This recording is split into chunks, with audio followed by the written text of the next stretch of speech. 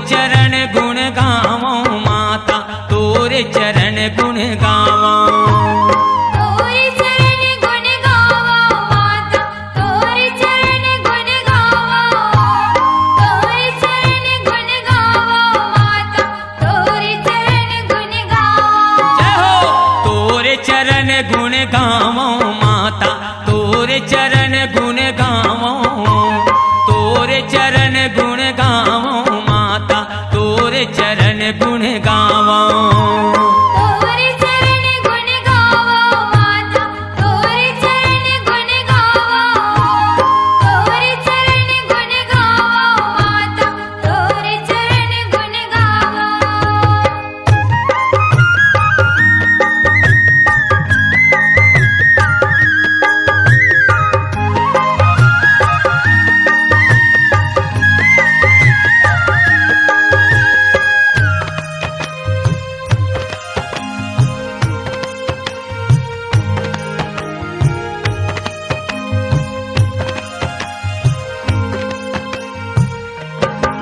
जब मासी असारे आगे माता और कुछ करो सिंगारे, गोरी अंग में गोद न सुहावे, पाँव के नेंगुर सोहे। संवर अंग में चोलिया सोहे, मोतियल मांग भराए।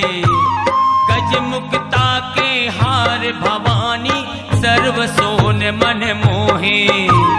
नाक नथनिया बेकर सोहे, बढ़े सूरज कर जोते।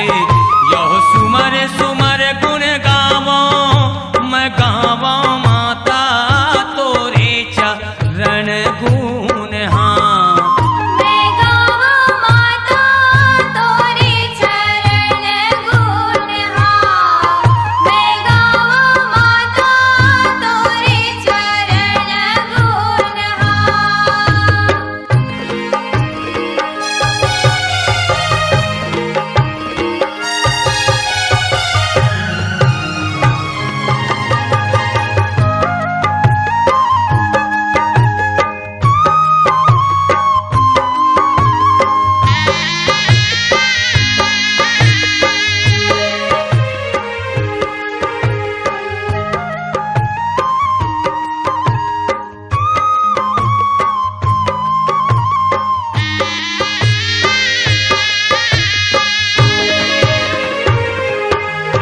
जब मास सावन आगे माता, घर घर गढ़े हिंडोला।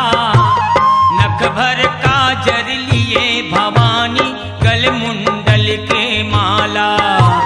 नैन साजर सिर सिंदूर सोहे, मुख में पान 50। संग सहेली लेकर माता, आवे झुलवा के पासा।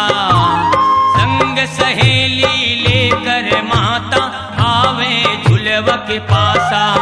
यह झूले ना झूलावे, झूलावे माता, तोरे चरण गुण। हाँ मैं गावो माता, तोरे चरण गुण। हाँ मैं गावो माता, तोरे चरण गुण। हाँ